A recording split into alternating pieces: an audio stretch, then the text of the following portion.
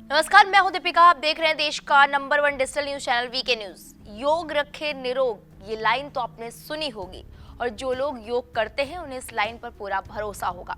वैसे तो 21 जून को अंतर्राष्ट्रीय योग दिवस मनाया जाता है, लेकिन क्या आप ये नहीं चाहते कि आपका बच्चा हर दिन योग करे? अब सवाल ये उठता है कि कैसे पॉसिबल है ये, क्योंकि बच्चे दिन भर स्कूल में रहते हैं, घर आने के बाद होमवर्क, एंटरटेनमेंट, इसी तरह समय बीत जाता है। क्यों ना बच्चे के स्कूल में योग अनिवार्य कर दिया जाए, कैसा रहेगा?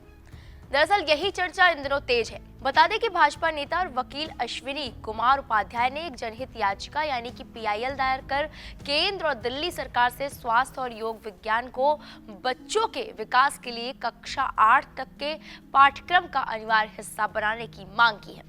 याचिकाकर्ता ने कहा कि स्वास्थ्य का अधिकार अनुच्छेद 21 और शिक्षा का अधिकार अनुच्छेद 21A एक दूसरे के पूरक है। इसलिए राज्य का ये कर्तव्य है कि आरटी अधिनियम 2009 के S29 की भावना में स्वास्थ्य और योग विज्ञान को कक्षा 8 तक के पाठ्यक्रम का अनिवार्य हिस्सा बनाया जाए।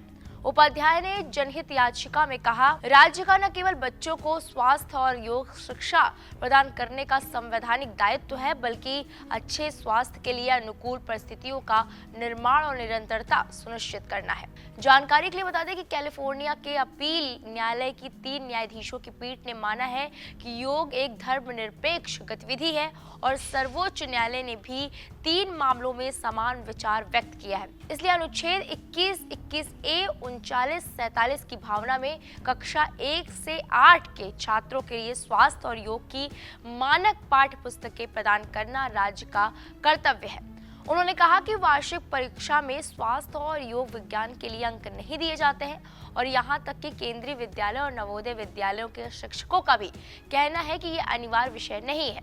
उन्होंने ये भी कहा कि एनसीईआरटी ने अभी तक कक्षा 1 से 8 के छात्रों के लिए स्वास्थ्य और योग विज्ञान की मानक पाठ्य पुस्तकें प्रकाशित नहीं की हैं। अब जो अश्विनी उपाध्याय का बड़ा बयान सामने आया है वो ये है कि आयुष मंत्रालय ने अश्विनी उपाध्याय की याचिका का समर्थन किया है। इतना ही नहीं, उन्होंने ये माना है कि बच्चे अगर योग करेंगे तो हिंसक नहीं होंगे। और क्या कुछ कहा है अश्विनी उपाध्याय ने, आइए सुनवाते हैं।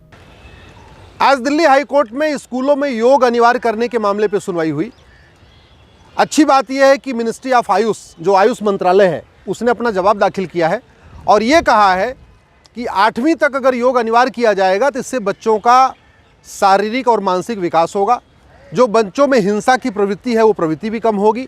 तो अल्टीमेटली आयुष मंत्रालय ने आज मेरी याचिका का समर्थन किया है, लेकिन चूंकि सिलेबस में डालना आयुष मंत्रालय का काम नहीं है, सिलेबस में डालना शिक्षा मंत्रालय का काम है और दिल्ली सरकार का भी इस पर कोई जवाब नहीं आया था, एनसीईआरटी का जवाब नहीं आया था। तो इसलिए आज कोर्ट ने दिल्ली सरकार को, एनसीईआरटी को, एनसीपीसीआर को और केंद्र सरकार के शिक्षा मंत्रालय को कहा है कि आप लोग भी अपना अपना जवाब दाखिल करिए।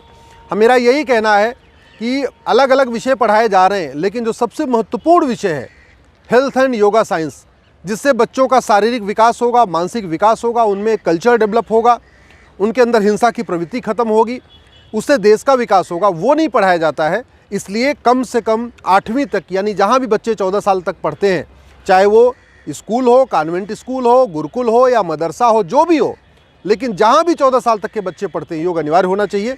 अब चूँकि अब आज दिल्ली सरकार और केंद्र सरकार के शिक्षा मंत्रालय का जवाब नहीं आया था, आज मामला एडजर्न हो गया है।